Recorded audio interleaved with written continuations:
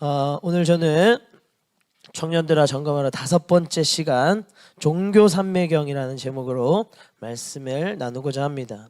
여러분 종종 삼매경이라는 말 많이 들어보셨죠? 삼매경, 독서 삼매경, 게임 삼매경, 운동 삼매경 등등 이런 말 많이 쓰잖아요. 근데 여러분 이 삼매경이라는 이 말 의미를 정확하게 알고 계십니까? 네이버 사전에 보니까 삼매경이라는 이 말이 잡념을 버리고 한 가지 대상에만 정신을 집중하는 경지에 이르도록 만들고 그 경지에서 바른 지혜를 얻고 대상을 올바르게 파악할 수 있다. 굉장히 어려운 뜻으로 정리를 하고 있어요. 무슨 말인지도 모르겠지만, 그런데 이 삼매라는 단어가 원래 의미는 이 샤마디라는 말을 한자로 이제 옮겨 놓은 거래요. 이 말은 산스크리트어라는 언어가 있대요.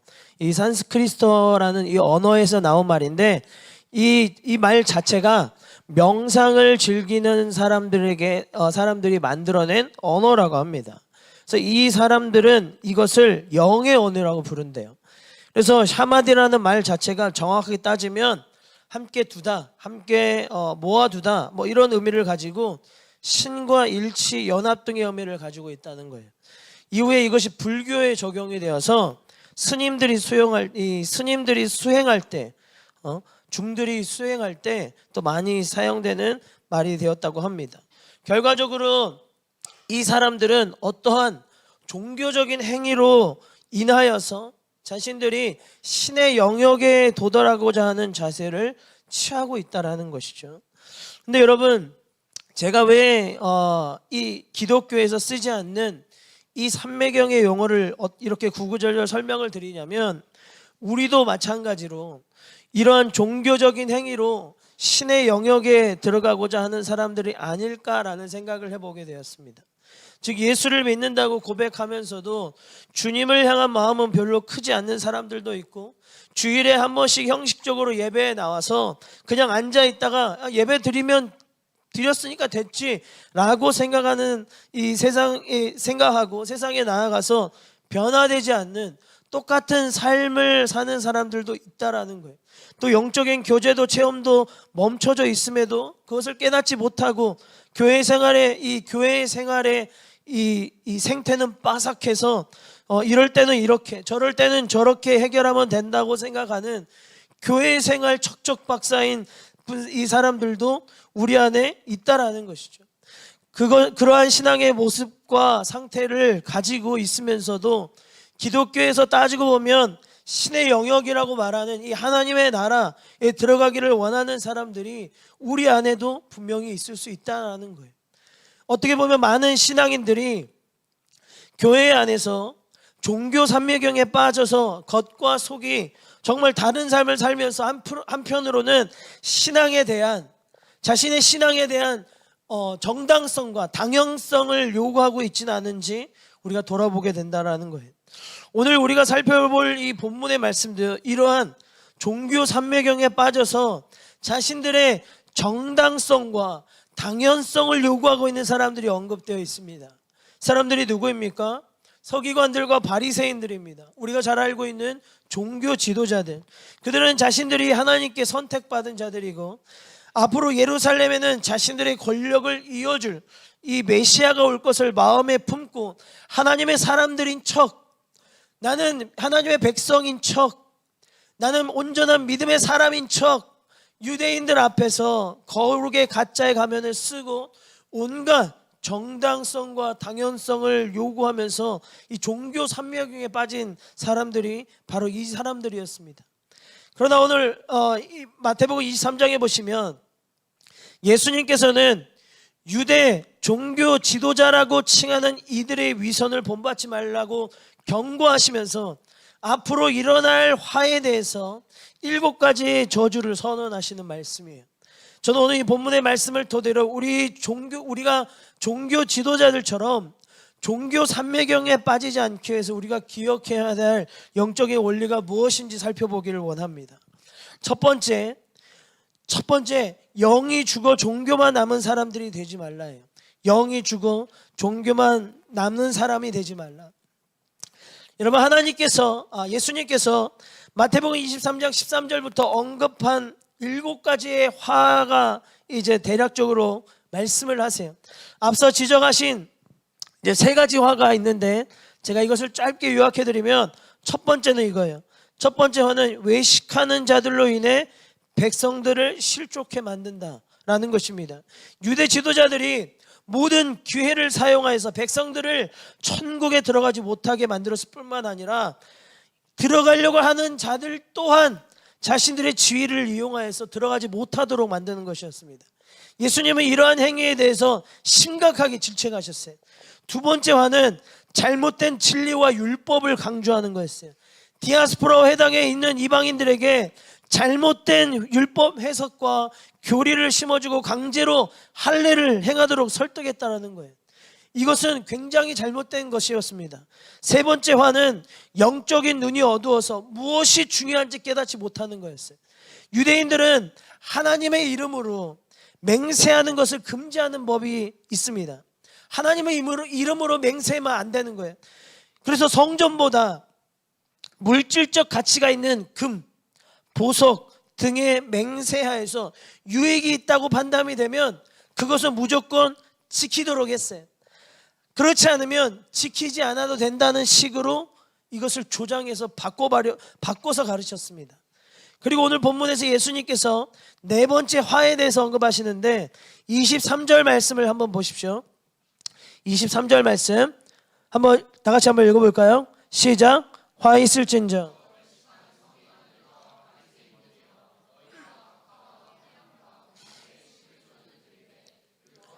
더 중요한 바 정의와 긍휼과 믿음은 버렸도다. 그러나 이것도 행하고 저것도 버리지 말아야 할지니라. 아멘.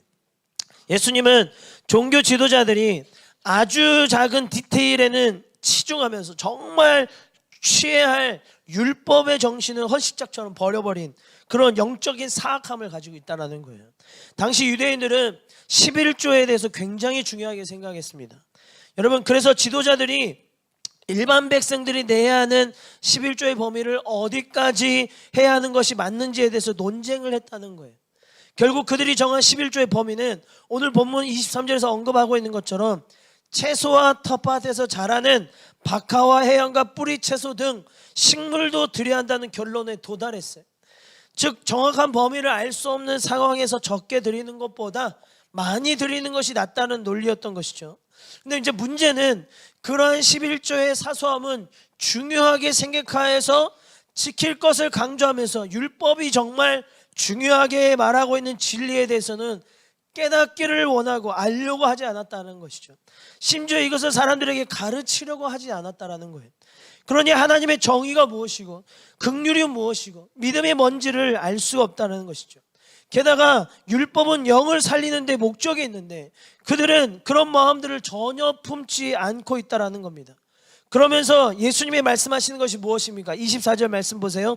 맹인된 인도자여 하루살이는 걸러내고 낙타는 삼키는도다 라고 말씀합니다. 이 말이 무슨 뜻이겠습니까? 하루살이도 낙타도 유대인들에게는 모두 부정한 동물인데 종교 지도자들은 마치 하루살이와 같은 작은 행동에 대해서는 생각하지 않고 낙타를 삼키듯이 큰 부정행위는 아무런 거리낌 없이 행동한다는 예수님의 비유적인 표현인 것입니다. 즉 하나님이 주신 율법은 사람을 살리고 영을 살리는 데 쓰지 않고 사람을 이용해 자신의 유익을 얻어내고 오히려 사람들의 영혼을 죽이고 있으니 예수님의 입장에서 종교 지도자들이 얼마나 악하다고 생각하겠습니까? 여러분, 우리도 신앙생활하면서 무엇이 중요한지를 분명히 아셔야 합니다.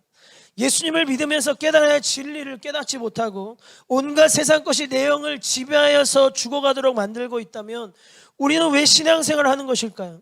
여러분, 그렇지 않습니까? 여러분, 매년 크리스마스 시즌이 되면요 서울시청 앞에 10m짜리 나무로 된 이 크리스마스 트리를 여러분 많이 보셨죠? 얼마나 화려하게 장식을 해놨는지 보시면 아실 겁니다. 근데 사람들이 막 거기 가서 막 예쁘게 사진도 찍고 막 설레기도 하잖아요. 하지만 이 크리스마스의 이 트리의 특징이 뭡니까? 뭐예요? 밑둥이 잘려나간 아무것도 없는 그냥 죽어있는 동물이에요. 식물인 거죠. 생명이 없다는 거예요. 다시 말해서 겉으로는 화려한 것처럼 보이지만, 사람들의 눈을 현혹하지만 실상 그 안에는 뭐예요? 죽어있는 식물이라는 거예요. 죽어있다라는 것은 절대로 오래 갈 수가 없잖아요. 그러니 조금만 지나면 쓸 수 없어서 버리는 겁니다. 근데 오늘 우리 모습이 마치 이런 것처럼 내 영은 죽어 있는데 겉은 포장되어 있는 채로 살아가고 있지 않냐는 거예요. 여러분, 우리 인생에서 가장 지독한 죽음이 뭔지 아십니까? 여러분, 우리 인생에서 가장 지독한 죽음이 뭘까요? 내가 그냥 죽으면 끝 이런 걸까요, 여러분? 여러분, 이 세상에서 우리가 인생에서 가장 지독한 죽음은 육신의 죽음이 아니라 영의 죽음입니다. 사람이 죽은 것은 이미 정해져 있기 때문에 우리가 때가 되면 모두 죽을 수밖에 없는 존재예요. 그러나 영이 죽으면 하나님과 완전히 단절이 생기고 분리가 생기기 때문에 그 후에 아무리 돌이키려고 해도 돌이킬 수가 없는 거예요. 그래서 예수님은 우리의 육신의 죽음을 막으러 오신 것이 아니라 내 영혼의 죽음을 막으러 이 땅에 오신 거예요.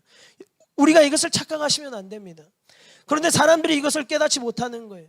내 영이 죽어가고 있는데 말씀과 기도로 나의 영적인 심령을 깨우지 못하고 진리를 깨닫지 못하고 있는데 온통 다른 것에 관심을 가지며 살면서 우리는 겉만 포장하며 살아가는 사람들이 우리 중에 얼마나 많이 있습니까? 교회 안에도 보십시오. 맡은 것만 열심히 하는 사람들이 있고요, 직분에만 최선을 다하는 사람들이 많고요, 그러면서 사소한 것에서는 얼마나 목숨을 거는지 아무것도 아닌 일에 이 사람 저 사람들 마음을 상하게 하고 관계를 깨지게 만들고 어떻게든 자신의 생각대로 해야 직성이 풀리는 사람들 많이 있잖아요. 그뿐입니까? 그러한 신앙의 모습을 보여주는 사람들 향해서 정죄해요. 그러면서 하나같이 뭐라고 말합니까? 나는 예수 믿어요, 나는 하나님을 믿어요 라고 말하는 사람들이 있다라는 겁니다. 여러분, 놀랍지 않습니까? 여러분, 우리가 정말 그리스도인이라고 생각하고 신앙인이라고 생각한다면 왜 예수님을 믿고 영원히 죽지 않도록 만들어야 하는지를 알아야 되지 않을까요? 왜 예수님이 그토록 낮은 자를 찾아가고 어려운 사람들을 찾아다니셨는지, 그 사랑이 무엇인지를 알아야 되지 않을까요? 그냥 잘되기 위해서, 우리가 예수를 믿으며 복받기 위해서, 형통한 삶을 위해서, 나에게 있는 조금의 나은 삶을 위해서 신앙생활을 한다는 것은 결국 종교 지도자들처럼 정말 영적인 사악함만 가지고 종교인으로 살아가기 위해 했다라는 거잖아요. 내가 얻을 유익만 취하겠다는 것 아닙니까? 그런데 그 유익이 없으면 어떻게 될까요, 여러분? 내게 그런 유익도 없으면 어떻게 될까요? 남들 위해 서려고 하고 아무것도 하지 않으면서 비난과 불평을 쏟아낸다고요. 서로 싸우게 되고 존중이 사라지는 그런 상황들이 나타나게 된다는 거예요. 현실적으로 보십시오. 자신에게 유익이 없는 일에 이 시대의 사람들이 관심을 갖습니까? 여러분들이 세상 사람들이 세상 속에서 사니까 한번 잘 생각해 보세요. 여러분들이 살아가는 그 삶 속에서 내게 유익이 없는데 여러분 그 관심 갖습니까? 여러분 아니잖아요. 나에게 유익이 없는 곳에 내가 시간 투자합니까? 아니요. 우리는 그걸 절대 그렇지 하지 않습니다. 하물며 신앙생활을 오죽하겠냐고요. 그래서 A.W. 토저 목사님이 이런 말을 남겼어요.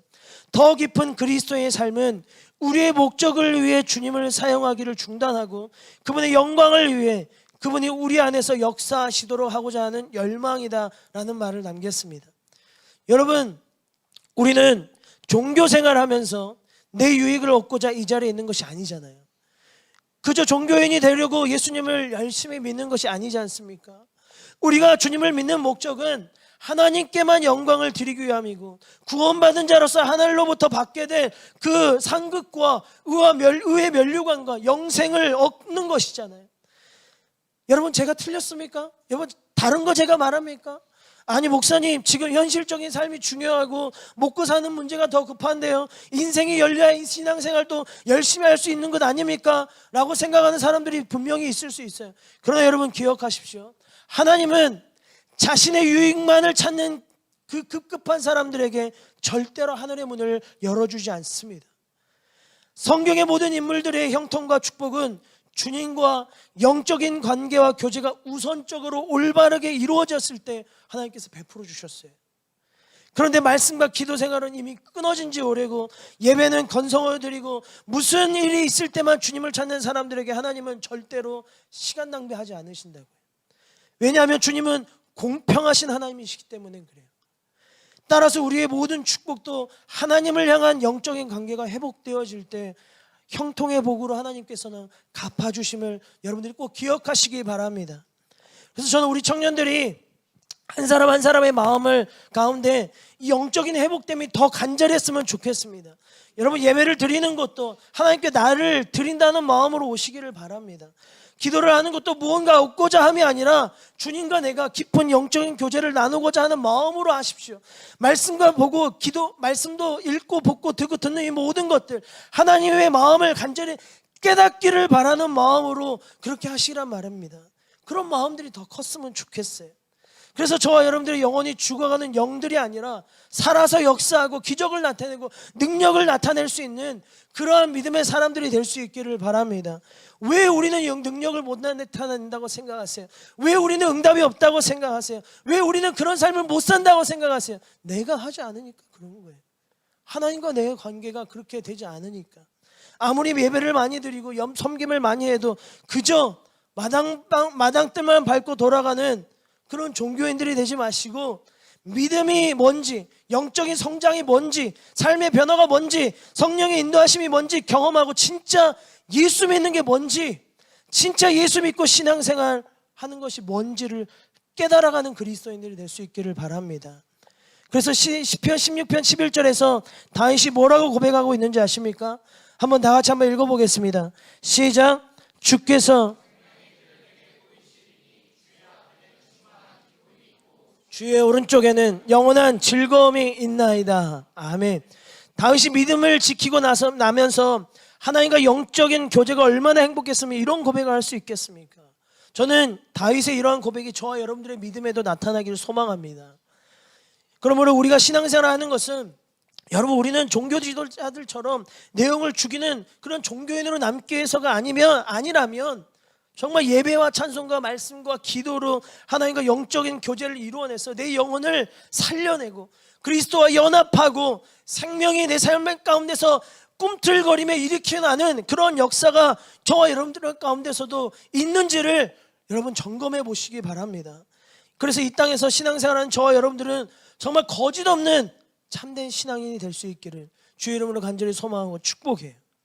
두 번째, 종교 산맥의 두 번째 우리가 기억해야 될 것, 일상의 삶을 거룩하게 만들라입니다. 일상의 삶을 거룩하게 만들라.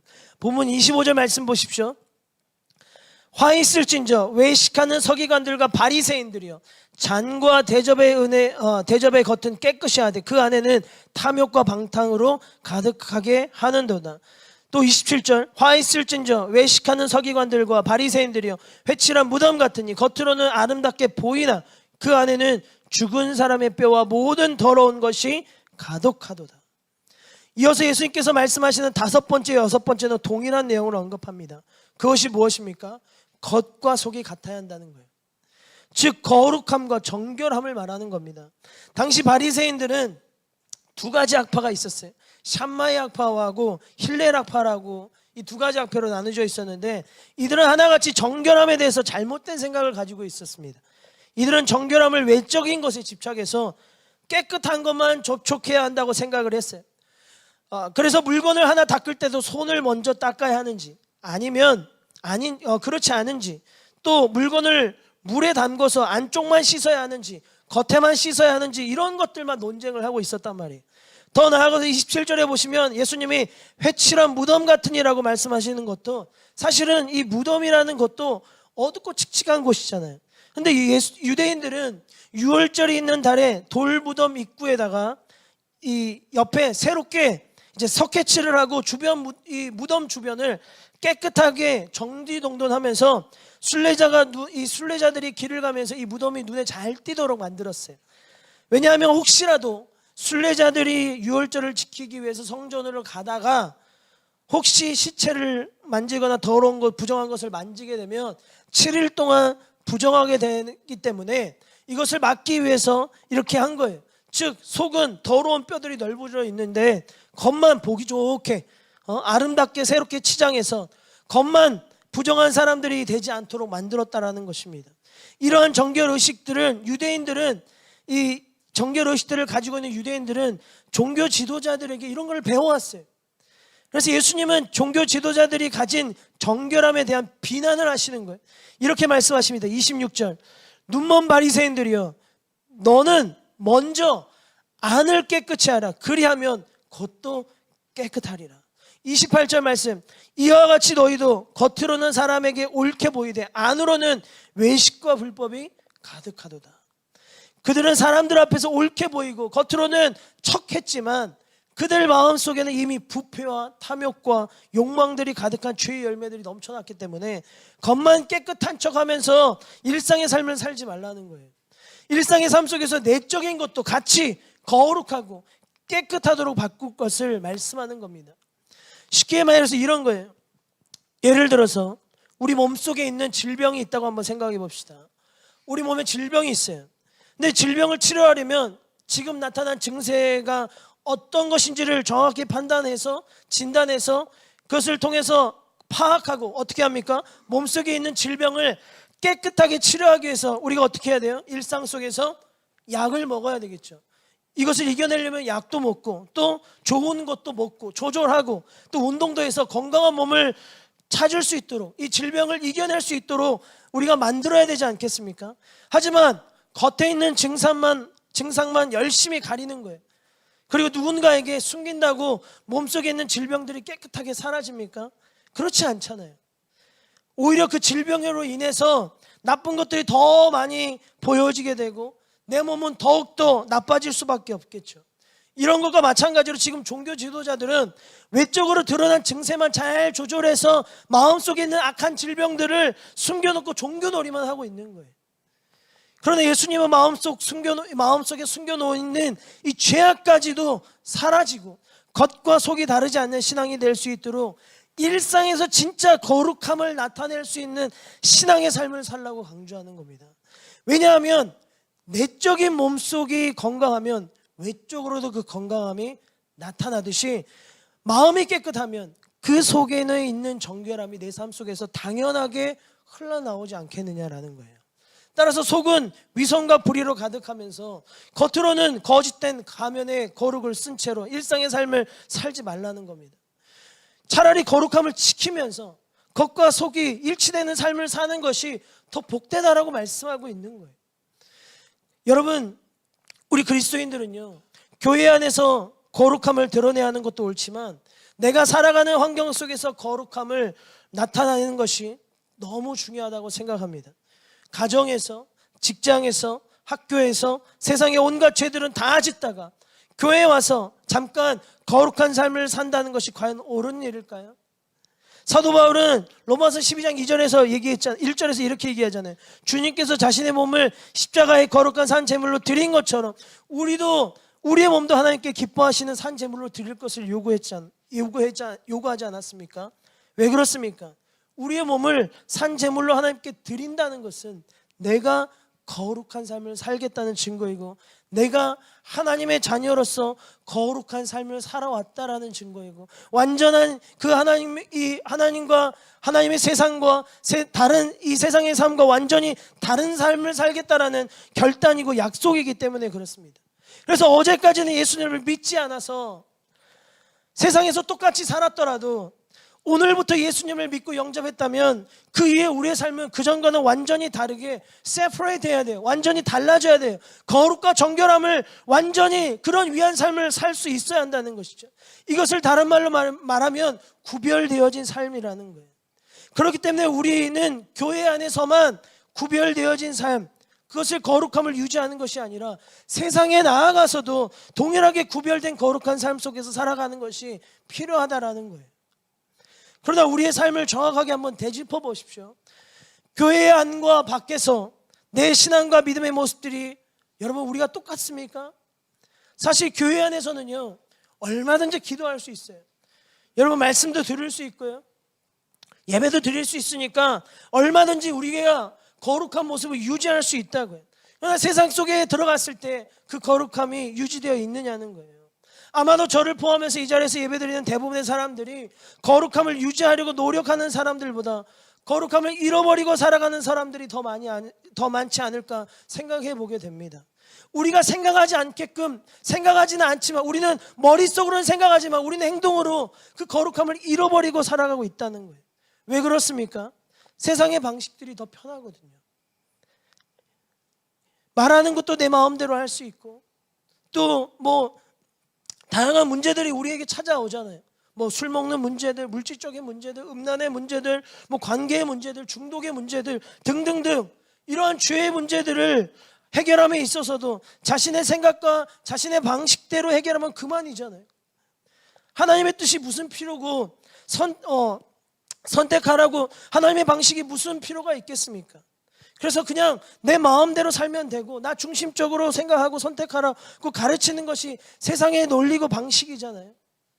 그러니 세상 속에서 거룩함을 유지하는 것 때문에 우리가 머리 아플 필요도 없고 그들 방식대로 똑같이 살면 괜찮으니까 굳이 거룩함을 지키는 것에 몸부림칠 필요를 느끼지 못하는 사람들도 많이 있습니다. 근데 여러분, 우리가 이렇게 겉과 속이 다르게 교회와 일상의 삶이 다른 신앙생활하고 예수님 믿고 이 자리에서 예배드린 것입니까? 예수님께서 우리에게 종교놀이와 같은 신앙생활을 지키라고 십자가에 우리의 죄를 다 짊어지고 직접 희생당함을 겪으셨습니까? 저는 아니라고 봐요. 정말 우리가 제대로 예수님을 믿고 신앙생활을 하겠다고 한다면 내 삶도 그분을 위한 작은 희생이 있어야죠. 왜 예수님만 십자가에 죽어야 된다고 생각하십니까? 그럼 우리는 뭐예요? 우리는 예수님을 위해서 뭘 희생하시겠습니까? 나는 뭘 희생하시겠어요? 그 희생이 우리에게는 바로 거룩함이고 세상과 구별되어지는 것 아니겠습니까? 주님께서 우리에게 바라는 것 그것 딱 하나인데 우리는 그것도 하지 않는 거예요. 하지만 우리가 거룩함도 없이 구별됨도 없이 세상 사람들이 선택한 방식들을 살아간다면 결국 우리도 세상과 다르지 않고 거짓된 신앙생활을 하고 있는 거예요. 그렇게 되면 예수님의 십자가에 죽으심이 정말 무의미하지 않습니까?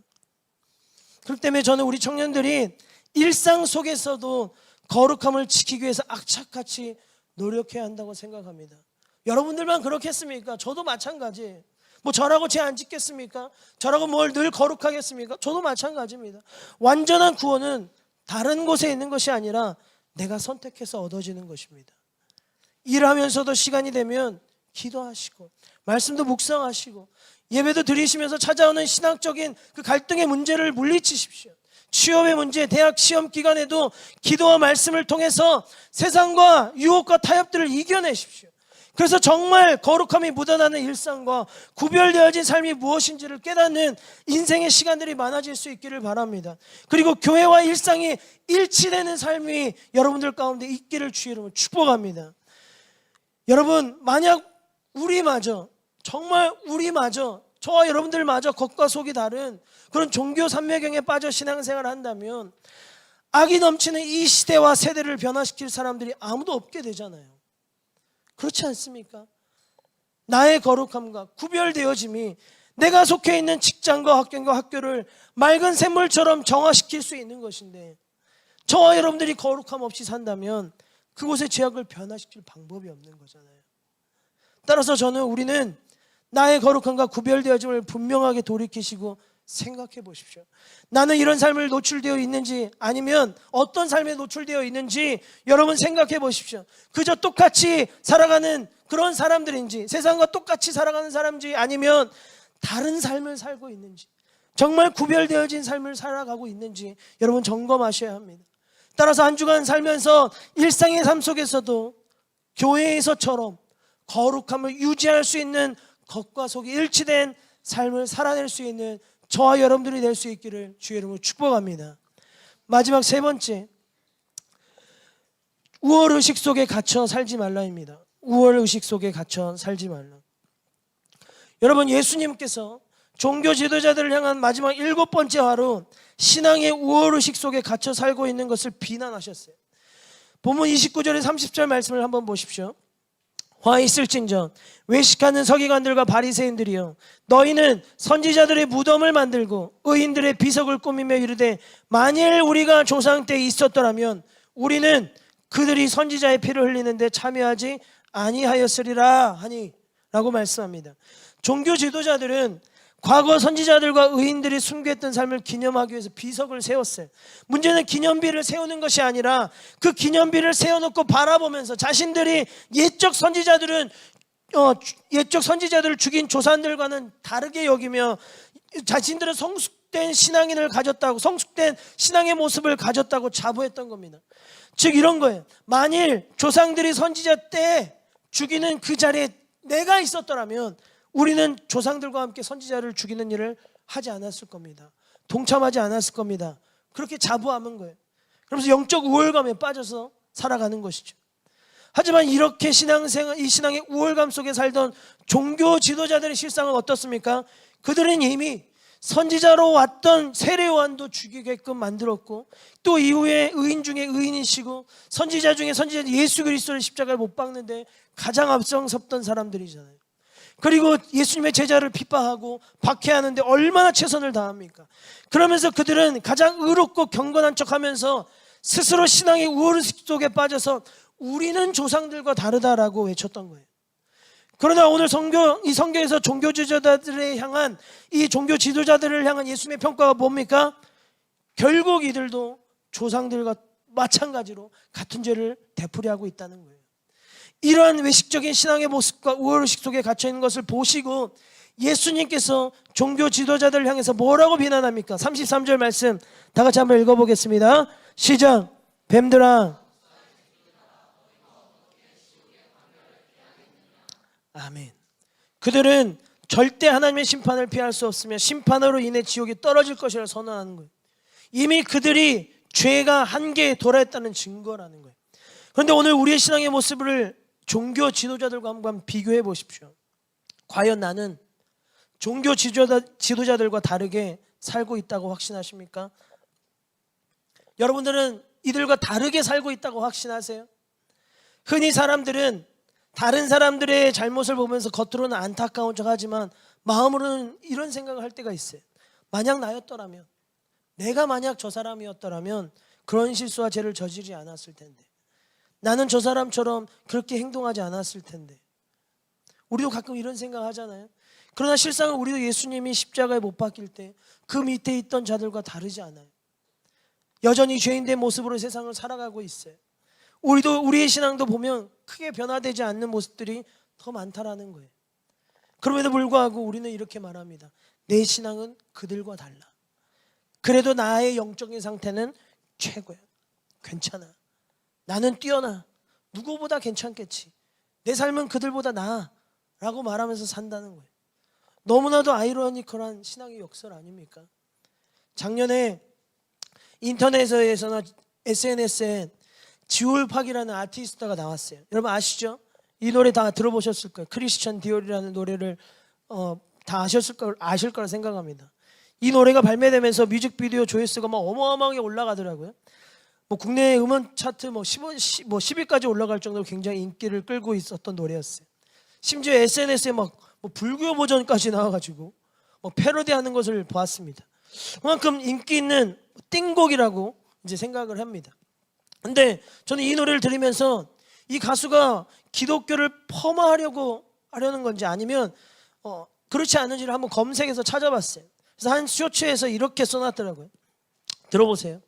자신을 포함해서 주변에 예수를 믿는 사람이라고 하는 사람들이 많은데 정작 그 사람들의 삶을 돌아보면 전혀 그런 삶과 행동을 하고 있지 않음에도 본인은 정작 나는 그리스도인이라고 말하는 이 모습을 보면서 너무 의아해했다.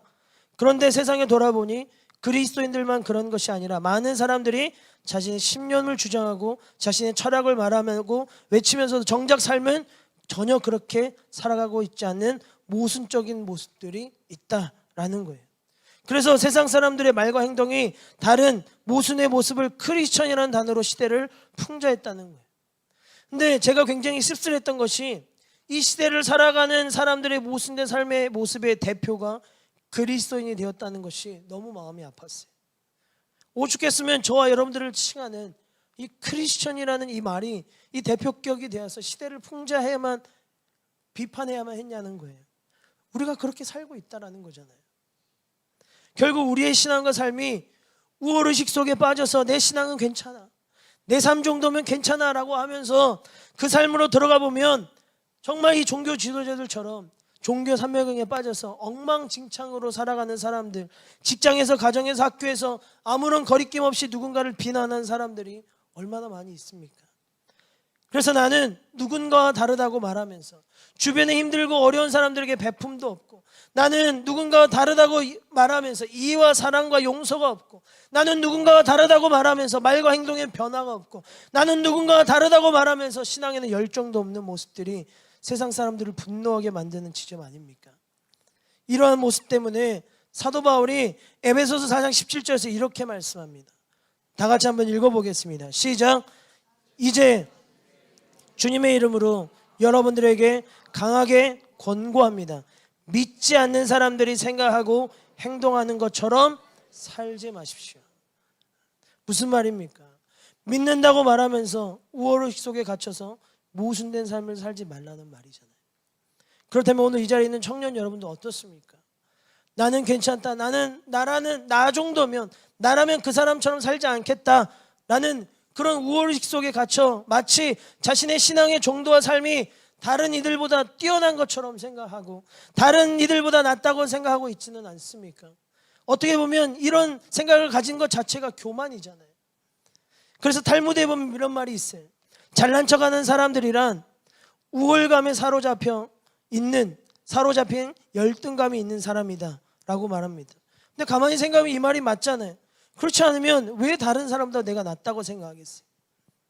그렇기 때문에 우리 그리스도인들은 나라면 이라는 생각을 자체를 버리고 살아야 되는 거예요. 오히려 혹시 나도 그런 사람이 되어 있지는 않은가 라는 심정으로 나의 영적인 위치와 나의 삶의 위치를 되짚어보고 점검하셔서 혹시 나의 죄 때문에, 혹시 나의 삶의 모습 때문에, 혹시 나의 연약함 때문에 그리스도인들이 세상에서 비난받는 것은 아닌가라는 인식들을 가지셔야 합니다. 그래야 누군가를 더 존중할 수 있고 더 낮은 자를 더 세워줄 수 있는 것이고 예수님의 낮아짐과 겸손이 무엇인지를 깨달을 수 있는 거예요. D.L. 무디 목사님이 이런 말을 남겼습니다. 믿음은 최대의 것을 얻으며 사랑은 최대의 역사를 만드나 겸손은 가장 많은 것을 보존한다 라고 그랬습니다. 그러므로 여러분, 혹여나 내 안에도 종교 지도자들처럼 우월의식이 가득해서 그 속에 갇혀 살고 있다면 이제는 그 삶에서 여러분 빠져나오십시오. 우리는 절대 뛰어난 존재들이 아닌 그저 죄인들에 불과합니다. 하나님의 진노 아래 놓여서 심판받아서 연기처럼 살아질 수밖에 없었던 그런 피조물이었어요. 그러나 하나님의 은혜로 예수님의 십자가의 죽으심을 통해서 저와 여러분들은 여전히 이 땅에서 많은 것을 누리며 살아가게 되었다는 것입니다. 그런 것을 볼 때 우리의 삶이 누구보다 낫고 우리의 신앙도 누구보다 나은 사람은 아무도 없다는 거예요.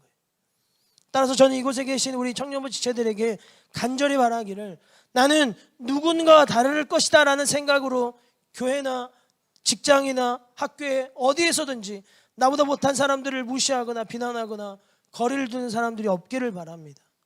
더 나아가서 그들과 나는 똑같은 죄인이고 똑같이 하나님께 사랑받아 마땅한 존재임을 기억하셔서 우월감을 드러내는 신앙들이 아니라 정말 완전하신 그리스도의 사랑을 드러낼 수 있는 신앙의 모습으로 하루하루 살아갈 수 있기를 주의 이름으로 간절히 소망하고 축복합니다. 말씀을 마무리하겠습니다. 사랑하는 청년 여러분, 오늘 이 말씀을 통해서 종교 삼매경에 빠지지 않기 위해서 우리가 기억해야 할 것이 무엇인지 세 가지로 살펴보았습니다. 첫째는 영이 주고 종교만 낳는 사람들이 되지 말라야 했고, 둘째는 일상의 삶을 거룩하게 만들어야 했고, 셋째는 우월의식 속에 갇혀 살지 말라야 했습니다.